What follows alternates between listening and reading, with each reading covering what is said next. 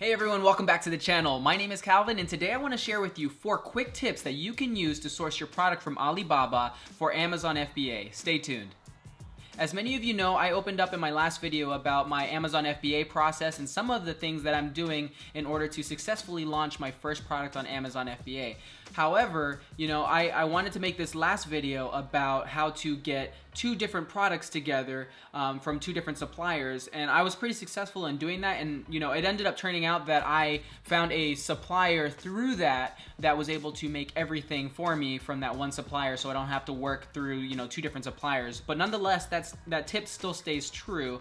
But today's video, I actually want to talk about 4 quick tips that you can use to source your product from Alibaba, and kind of the process that I'm using right now to be able to do so myself. So, step number 1 is you're going to want to start off with a few suppliers. Start negotiating with this few suppliers. If you have, we used the example of a tumbler last time. If you have a tumbler that you find you want to sell on Amazon, go ahead and type in the name of that tumbler if it's a generic tumbler, or just tumbler in general, and you can find suppliers that are making a bunch of the same tumblers that you are looking for. So when you find a couple of these tumbler suppliers, go ahead and message them.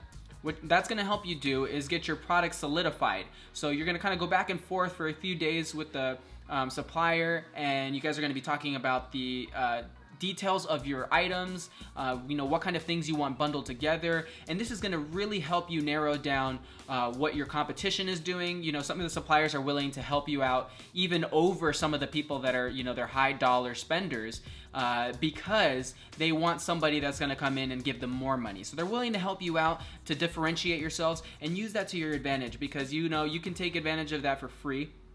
And they're totally going to help you out because that's, they're trying to get your business.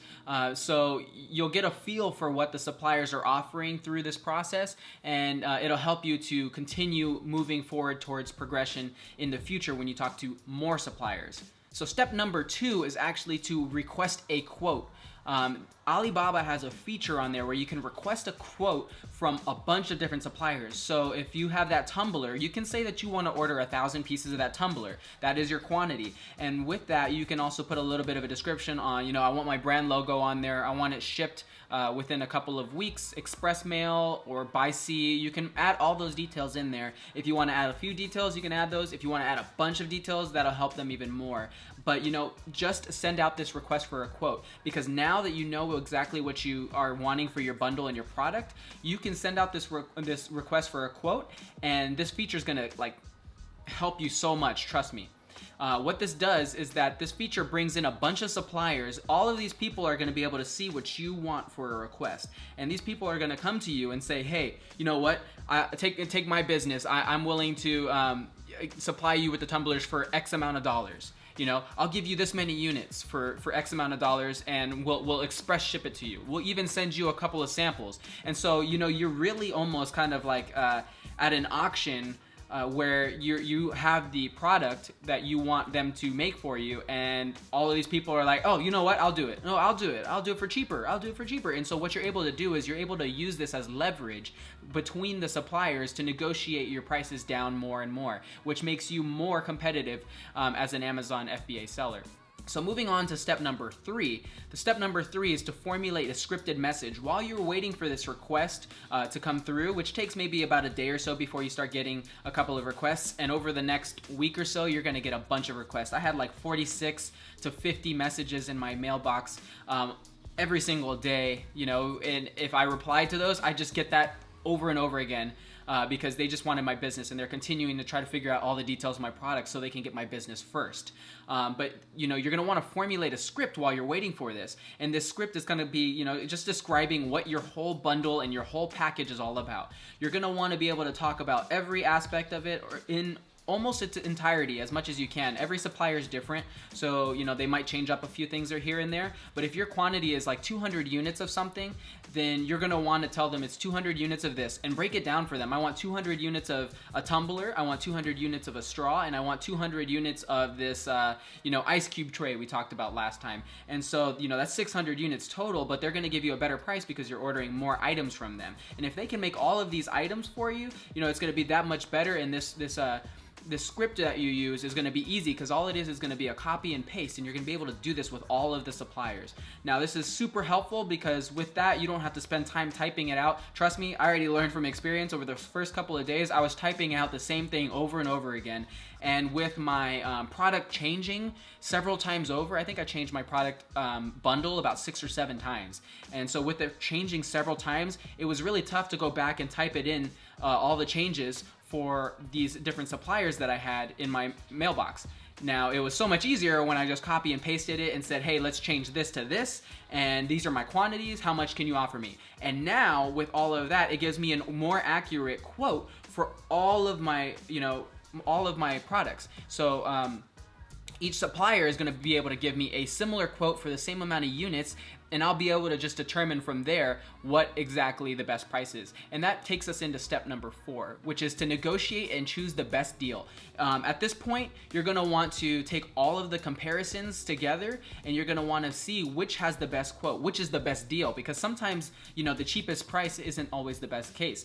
Somebody might have a couple $100s more on their quote for you, but they have a better product. So you have to be aware of things like that. Sometimes they'll offer you, a certain product quantity, and if you order more the next time, they'll discount it. So you want to order from them sometimes over another supplier if they're going to order a significantly less priced quote next time. So you have to keep this in mind. Some suppliers, not always the cheapest, are better. Some suppliers are going to be able to give you that deal, which is awesome. You're looking for the best deal. It's not always the cheapest, was what I'm trying to say. But once you're done with that, you move on to your final step, and you're gonna order your product. And that's the step I'm at right now. I've pretty much narrowed down to 2 or 3 suppliers that I'm gonna choose from. They've given me the best deals, and one in particular is very, very well priced, and the other that I am looking at is pretty well priced, and the third of them, he is actually working with my competition, so he knows some inside information that I'm getting from him because he wants my business and he's willing to give me that inside information. Let's recap. Number 1, you're going to want to start out with a few suppliers, negotiate with them, start talking to them about your product so you can solidify your bundle offering. Number 2, you're going to request a quote, and this is the feature that is used on Alibaba to be able to send out to hundreds of suppliers, thousands of suppliers, and they'll be able to communicate with you, and you can just tell them what you want at this point. And while you're waiting for that, step number 3, you're going to formulate a scripted message to be able to copy and paste across all the suppliers' message in mailboxes. And this is going to help you save time and make your process of beating your competitors to the Amazon FBA warehouse. It's going to help you get there first. Step number 4, we are going to negotiate and choose the best deal. Now remember that choosing the best deal does not necessarily mean choosing the cheapest deal. You want to choose the deal that's going to be benefiting you now and in the future. So make good relationships with your suppliers and keep that in mind when you negotiate and choose your deal. But there you are.